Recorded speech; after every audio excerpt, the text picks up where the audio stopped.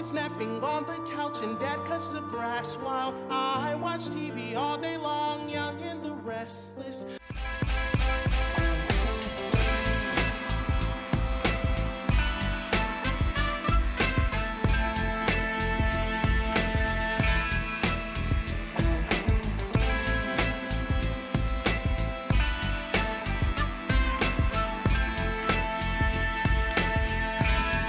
Big black and queer as American Broadway. Big black and queer as American Broadway. I think, like, for me, the thing that I learned about making art and working on this piece is that it's worth it to take your time. And that's something I always tell, like, young students when I talk to them, and they're sort of, like, ready to, like, put their work on an assembly line and for it to, chart, at number 1 2 minutes later. I'm like, no, I spent 18 years working on a musical, so good luck.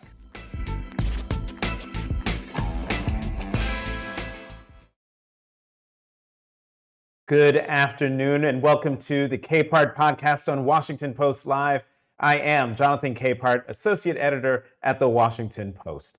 A Strange Loop by Michael R. Jackson bills itself as a big, black, and queer-ass American musical. It's big, all right. Not only did the critically acclaimed play win the Pulitzer Prize for Drama in 2020, but the show about a black gay man dreaming of writing a musical only to be hounded by his own thoughts is nominated for 11 Tony Awards, the most on Broadway this season. Joining me now is the Pulitzer Prize winning, Tony-nominated writer of A Strange Loop, Michael R. Jackson. Welcome to Capehart on Washington Post Live. Hi, Jonathan. It's so nice to be with you. Nice to see you. So let's jump right on into this. The protagonist of A Strange Loop is a theater usher named Usher. And here's how Variety describes him, and by extension, the play. Quote, as a protagonist, Usher wrestles with ambition, expression, shame, lust, self-loathing, and parental expectations.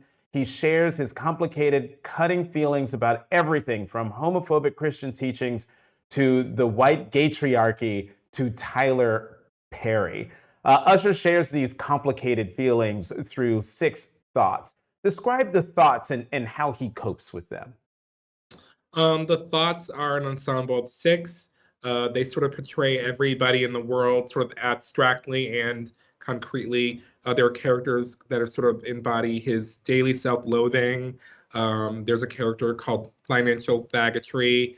There's a character who's called the supervisor of your sexual ambivalence. And there's also, they play, his parents, his brother, his brother's baby mama, a character called Sympathetic Ear who gives him like really good advice. Just sort of the gamut of people who Usher sort of both meets in real life and also thinks about and dramatizes. All right, so let's go back to the beginning, to 2003. When A Strange Loop was a monologue called Why I Can't Get Work. Why and how did it evolve over the last 18 years? That original monologue was really sort of me at that time. I was 23 years old and just trying to make a little life raft for myself at a really sort of uncertain time in my life. I felt unseen, I felt unheard, I felt misunderstood. And that monologue was just an attempt to sort of make some sort of sense out of what was going on. And I just was so interested in the themes that I was exploring that when I began writing songs, once I went to grad school, and those songs still had that same sense of searching of self, that it just made sense for them to feed into the monologue. And then that sort of alchemy sort of started a whole process of evolving into the musical. So loops are infinite, but all musicals must come to an end. What creative challenges did you face writing the conclusion of A Strange Loop? It was very difficult because I was drawn from personal experience to try to write this fictional story, but I didn't really know what Usher's problem was, and I didn't know what Usher's problem was because I didn't know what my problem was. And it took me many years of writing and rewriting and stopping and starting and therapy and all these things to come to the conclusion that actually Usher's problem was that he had no problem because he sort of viewed himself as a problem. And it wasn't until that he realized that he wasn't a problem that he actually would change. And that sort of, I had to get to that place in my own life to have any kind of objectivity about the story that I was trying to tell. Mhm. And one big change that A Strange Loop took in the 18-year journey was how it actually starts. Before, correct me if I'm wrong, before the opening scene was Usher dealing with the hustle and bustle of patrons in and coming into the theater for a performance. Now, the start of Strange Loop, the hustle and bustle around Usher aren't the patrons, it's the thoughts. That's right. And that sort of sets the stage for the kind of structure that you're seeing Usher deal with throughout the piece, which is that the line between art and reality is very blurry. And I sort of, once I realized that the thoughts had to be the audience's way into the piece, that really set a lot of things in motion. All right, so the play, as I said at the opening, is billed as, quote, the big, black, and queer-ass American musical. But Michael, you have a song in the show called Inner White Girl. We have a clip of it. Let's Okay. take a look. We'll talk about it on the other side. White girls can do anything, can't they? Black boys must always obey their mothers. White girls can do anything, can't they? Can't they? Can't they? Can't they? They get to be cool, tall, vulnerable, and luscious. They get to be wild and unwise. They get to be shy and introspective. They get to make noise. They get to mesmerize. Black boys don't get to be cool, tall, vulnerable, and luscious. Don't get to be wild and unwise. Don't get to be shy and introspective. Don't get to make noise. Don't get to fantasize.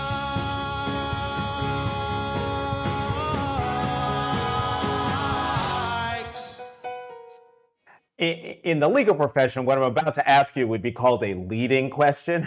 So, Michael, why can't Usher be, quote, vulnerable and luscious, wild and unwise, like a white girl? Well, the answer is that he can't. He just doesn't know it yet. He has to sort of get to the place where he's giving himself permission to be as free as he wants to be, and as free as his, art will allow him to be and beyond. But at that particular point in the musical, he's still sort of stuck in this mindset that he can't be, quote unquote, like the white girls who can do anything in their music, in their life, and in their art. Right. You told Newsweek that you hope to, quote, open people's eyes to different representations of Black men, adding, quote, I definitely am somebody who's interested in widening the lanes for all Black representations and Black male representation in particular. Talk more about that. Yeah, I mean, I think certainly, in culture and art and entertainment, there tends to be, in my view, really limited representations, whether that's by, design. It's not like I'm trying to prescribe what the representation is, but I definitely notice that I don't always see Black male representation really running a full gamut, which also means having representations that might actually bother people or might challenge their, what they want to see. And I'm just interested in seeing the whole rainbow.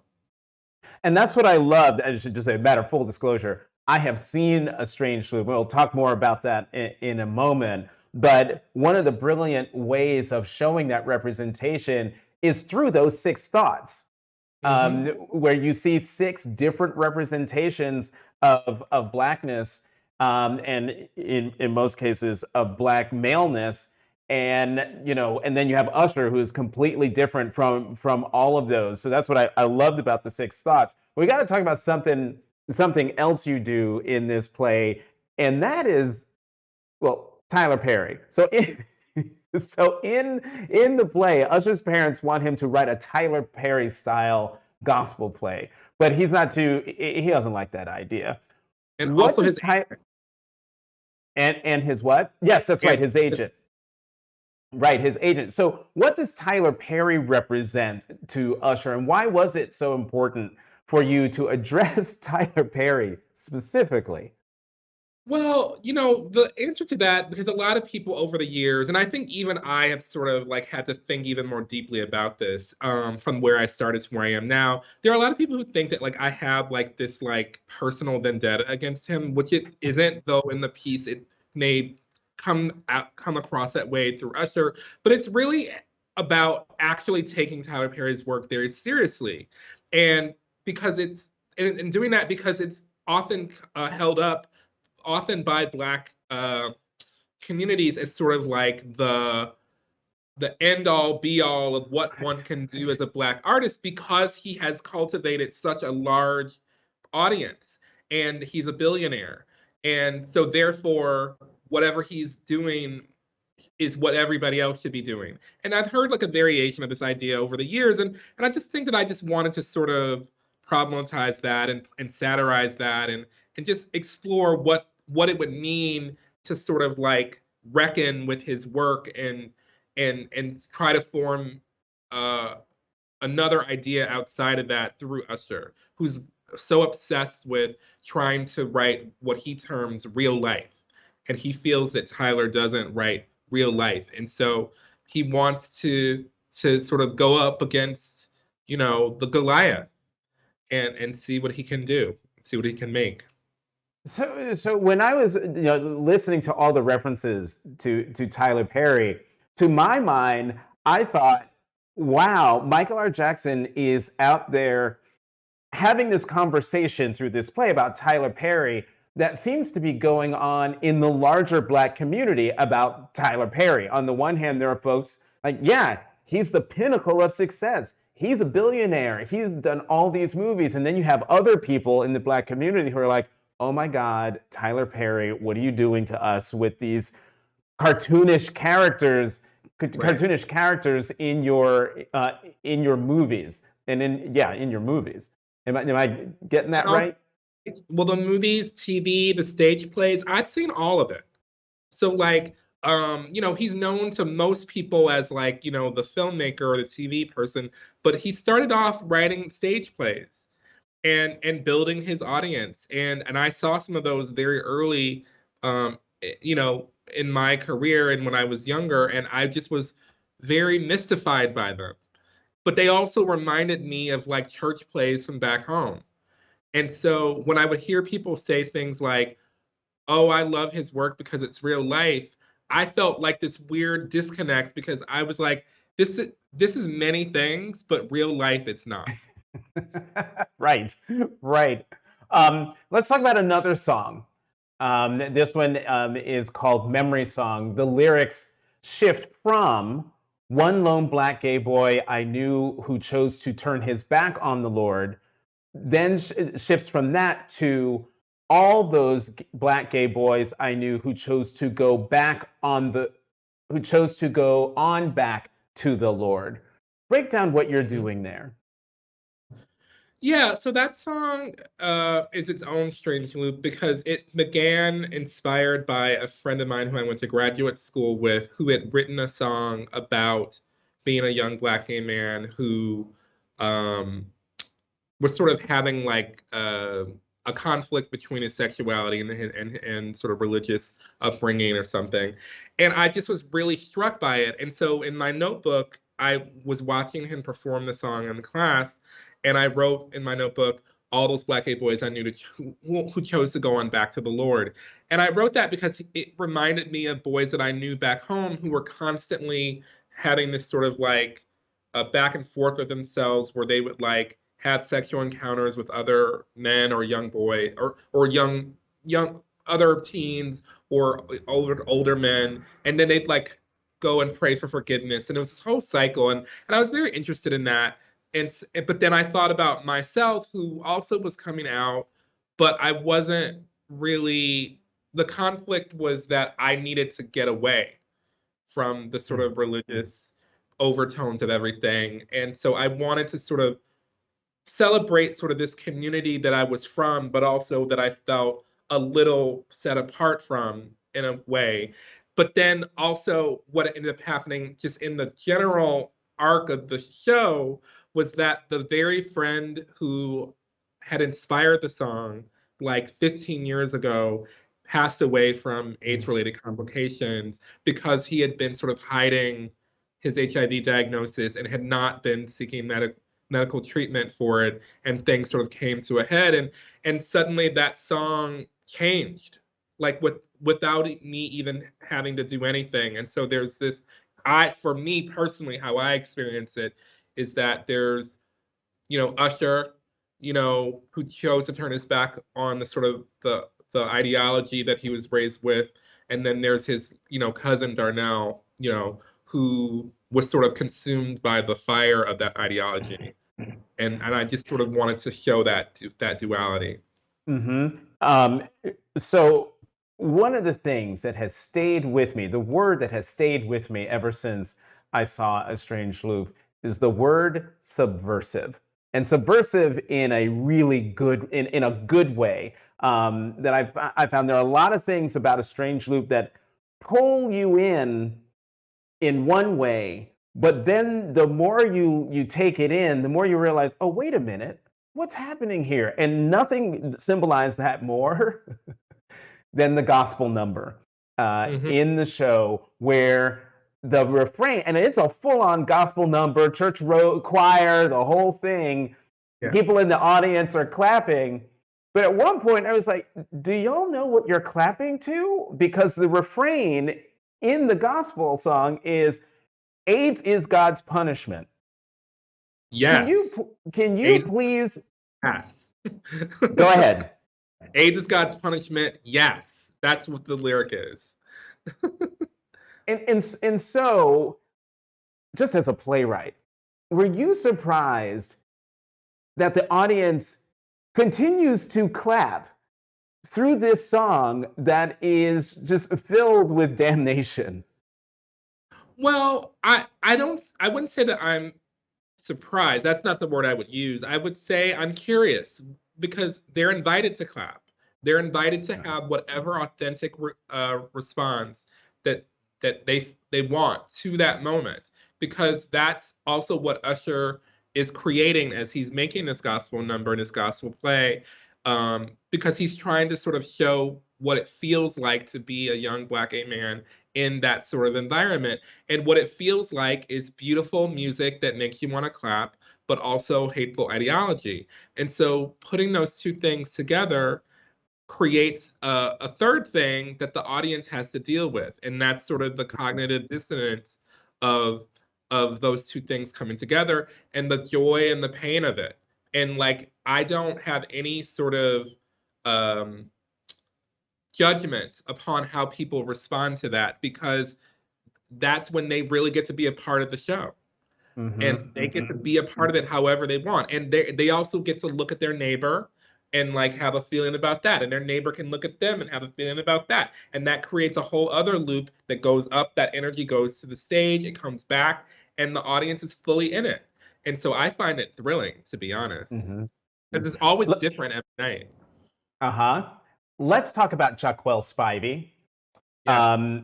He plays Usher.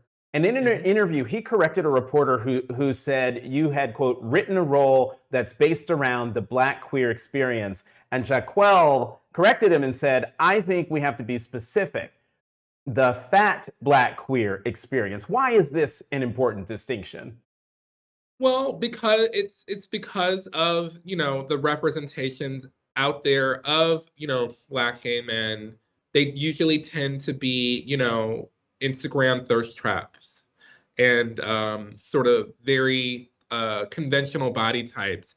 And I think an important part of the story is for there are quite a lot of Black gay men out there and Black queer people out there who are not, a size zero, and for whom their bodies, um, as much as that's like such a part of how we as queer people express ourselves, there's a lot of rejection.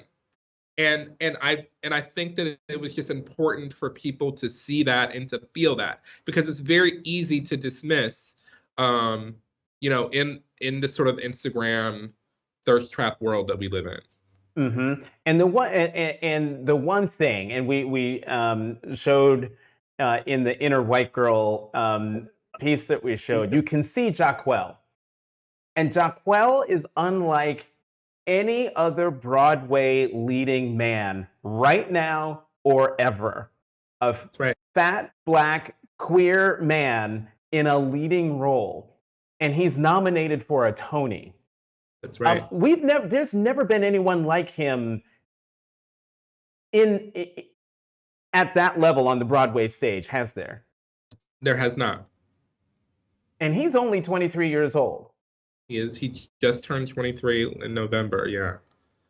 And just graduated from college last year. Yeah, he's incredible. And talk about why this young person was able to capture your imagination and fill out the role of Usher. It's because he brings such an incredible vulnerability and openness and intelligence to this role. He really, and it's also because Jacquel, the person, knows his own boundaries, that he's willing to go super far with Usher. And like he knows where he begins and Usher ends. And so he's willing to sort of paint all the colors of this character with everything inside of him that he draws on to make this character. And it's super thrilling, because Jacquel is just one of those actors. He's just really, really dialed in and just so smart and so creative, so musical.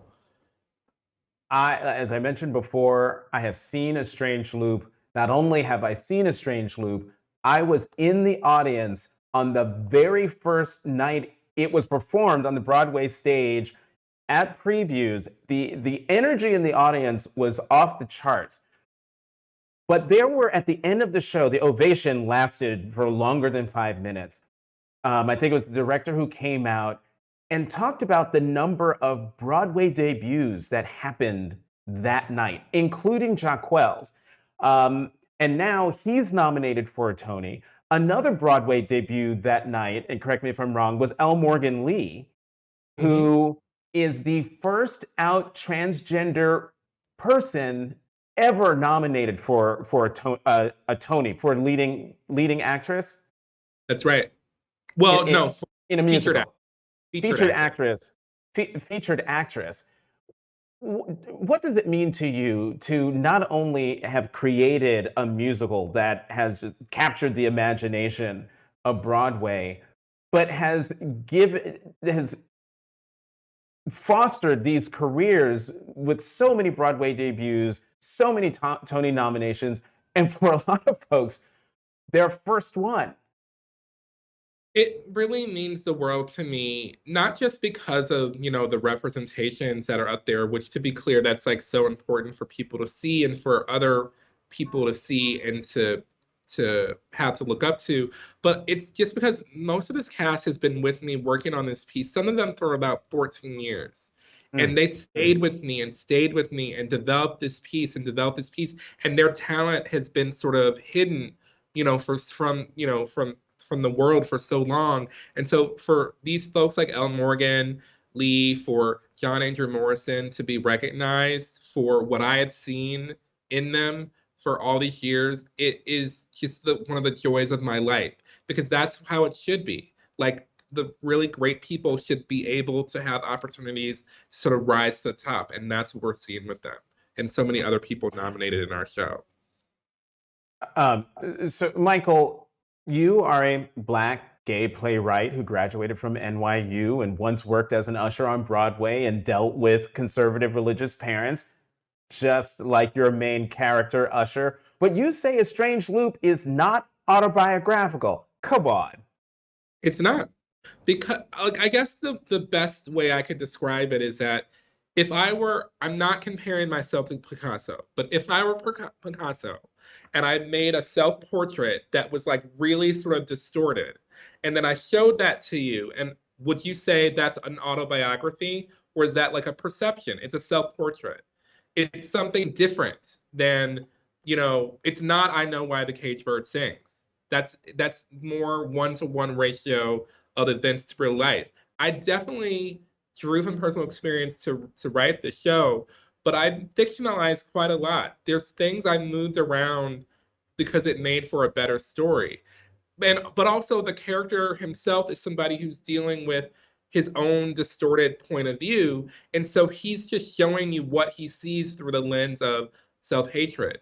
And so is that real? Is it reality? Is it what is it? I think it's something different. So I think that autobiography, if I were to use it, I would say emotionally autobiographical, because I'm just writing what it feels like. Whether that's actually what's true, cinema verite in front of you, no, it's not that, but it's what it feels like that. It feels like his parents are like that. It feels like men on Grindr are like that. It feels like his agent and Tyler Perry and all these things. That's what it feels like. And to some degree, if it feels like that, that's what it is. Michael, last question for you. You told Newsweek you've never seen your story represented on stage. What does it mean to you to have a play of your own on stage, but not just on stage, but receiving rave reviews and sitting on 11 Tony nominations? It feels really good. And it feels good because it seems like a validation of all the time that was put into making it. I mean, years and years and hours and blood, sweat, and tears, false starts and stops, a pandemic, an out-of-town tryout, all the things that have happened in the world, the various changes in my own life. Like I started this piece right before America went to war with Iraq. I went through two Bush terms, two Obama terms, the beginning of the Trump term. Like so much has happened. And I kept writing this piece. And so for it to be recognized after all of that feels like such a win, especially because we live in such a product-oriented, time, and everybody wants to be number one right out the gate and all this stuff. I'm proud of the fact that I had like 18 years to spend essentially on one work of art to try to make it be as good as I possibly could make it, and to share it with people, and that what people are feeling, that they are resonating with it, is that it's something that's really well made and of high quality. And that's something that I feel very strongly about as an artist. Well, as someone who has seen A Strange Loop, it is well made. It is of high quality. It is grounded in truth, which will make it timeless. Michael R. Jackson, Pulitzer Prize winning writer of A Strange Loop, thank you so much for coming to Capehart on Washington Post Live. Thank you, Jonathan. And thank you for joining us. To check out what interviews we have coming up, head to WashingtonPostLive.com. Once again, I'm Jonathan Capehart, Associate Editor at The Washington Post. Thank you for watching Capehart on Washington Post Live.